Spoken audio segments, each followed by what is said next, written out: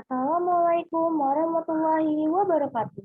Halo semuanya, perkenalkan nama aku Salzadini Mawari dari kelas 28 nomor absen 28 SMK Negeri 5 Kota Bekasi.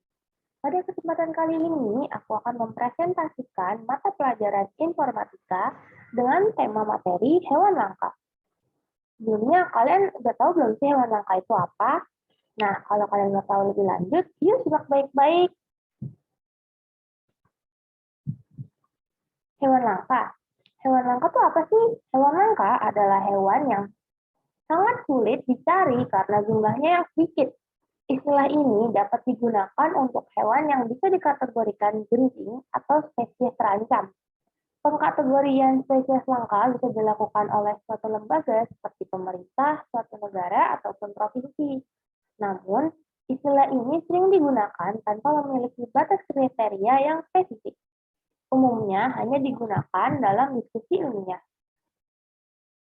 Hewan disebut hewan langka jika populasi menurun cepat dan jumlahnya di seluruh dunia kurang dari 10.000 ekor saja, dan populasinya menurun dengan cepat. Jika hewan-hewan langka ini tidak ada yang melindungi dan menyelamatkannya, maka lama-lama mereka akan habis atau punah. Tidak ada satupun yang tersisa.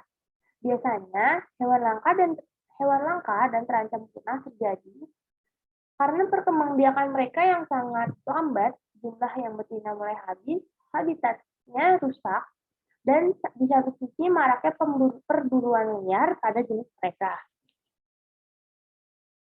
Upaya pencegahan agar hewan itu tidak punah atau langka, pertama, ada menangkap pemburu liar. Kedua, menetapkan cagar alam. Ketiga, melakukan penangkaran. Keempat, mendidik masyarakat. Kelima, menjauhkan pemukiman dari habitat asli hewan. Dan yang terakhir, ada memperbanyak polisi hutan. Upaya pelestarian hewan langka oleh pemerintah itu ada membuat suaka marga satwa, yang dimana suaka marga satwa itu seperti Ragunan. Itu kan di Ragunan tuh banyak banget tuh hewan-hewan. Ada beberapa hewan-hewan yang mungkin bisa dibilang udah terancam punah. Yang kedua, membuat cagar alam. Yang ketiga, inseminasi buatan. Yang keempat, membuat kebun binatang. Dan yang terakhir, penangkaran. Kenapa kita harus melakukan penangkaran? Karena hewan-hewan di Indonesia ini mungkin bisa dibilang sangat banyak yang sudah terancam punah ya. Jadi ya, pemerintah tuh sudah melakukan penangkaran terhadap hewan-hewan yang sudah terancam punah. Nah, di sini ada beberapa contoh hewan langka dan pengertiannya. Yang pertama, badak Jawa. Badak Jawa disebut juga badak Sunda atau badak bercula satu kecil, adalah sebuah anggota famili Rhinocerosidae dan merupakan salah satu dari 5 spesies badak yang masih ada. Badak Jawa menyukai habitat hutan hujan, dataran rendah, dan rawa-rawa. Walaupun demikian, ada juga badak Jawa yang ditemukan pada ketinggian 600 meter di atas permukaan laut, yaitu di daerah Gunung Lenje, Taman Nasional Ujung Kulon. Ciri-ciri badak Jawa memiliki rupa mirip dengan badak India, namun tubuh dan kepalanya lebih kecil dengan jumlah lipatan lebih sedikit. Bibir atas lebih menonjol sehingga bisa digunakan untuk meraih makanan dan memasukkannya ke dalam mulut. Badak termasuk jenis pemalu dan penyendiri. Beruang madu. Yang kedua ada beruang madu. Beruang madu tuh apa sih? Nih, ada contoh gambar ya di bawah.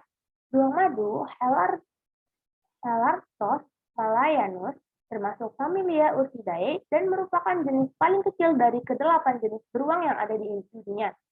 Beruang ini adalah fauna khas Provinsi Bengkulu, sekaligus dipakai sebagai simbol dari provinsi tersebut. Beruang madu juga merupakan maskot dari kota Balikpapan. Beruang madu di Balikpapan dikonservasi di sebuah hutan lindung bernama Hutan Lindung Sungai Wain. Nah, ciri-ciri dari beruang madu itu apa aja sih? Panjang tubuhnya 1,40 meter, tinggi punggungnya 70 cm, dengan berat berkisar 50 sampai dengan 65 kg. Bulu beruang madu cenderung pendek, berkilau dan pada umumnya hitam. Matanya berwarna coklat atau biru. Selain itu, hidungnya relatif lebar tetapi tidak terlalu moncong. Jenis bulu beruang madu adalah yang paling pendek dan halus dibandingkan beruang lainnya. Berwarna hitam kelam atau hitam kecoklatan. Di bawah bulu lehernya terdapat tanda yang unik berwarna oranye yang dipercaya menggambarkan matahari terbit. Habitat beruang madu. Beruang madu hidup di hutan primer, hutan sekunder, dan sering juga di lahan-lahan pertanian. Mereka biasanya berada di pohon pada ketinggian 2-7 meter dari tanah dan suka mematahkan cabang-cabang pohon atau membuatnya melengkung untuk membuat sarang. Habitat beruang madu terdapat di daerah hujan tropis Asia Tenggara. Penyebarannya terdapat di Pulau Borneo, Sumatera, Indochina, Cina Selatan, Burma, serta Semenanjung Malaya. Oleh karena itulah jenis ini tidak memerlukan masa hibernasi seperti beruang lain yang tinggal di wilayah 4 musim.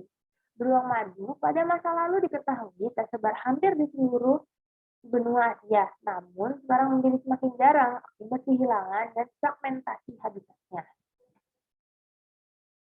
Nah, yang ketiga ada gajah Sumatera. Gajah Sumatera memiliki nama latin Elephas maximus sumatranus.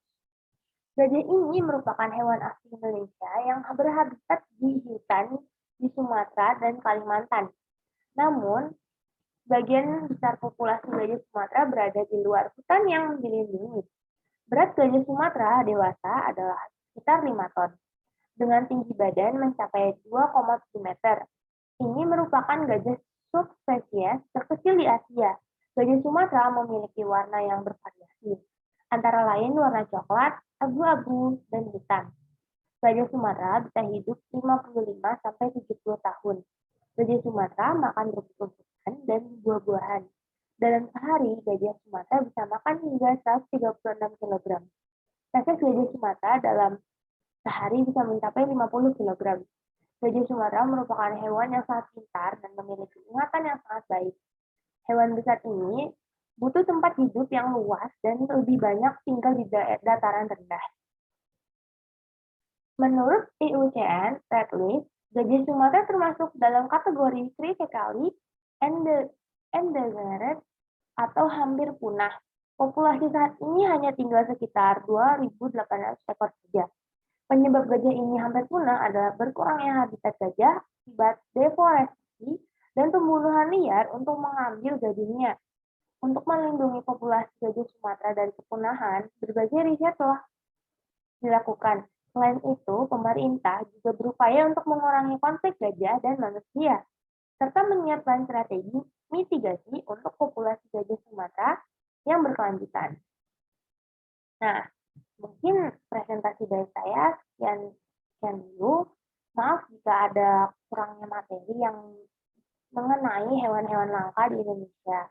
Tetapi mungkin untuk tahun-tahun sekarang kita harus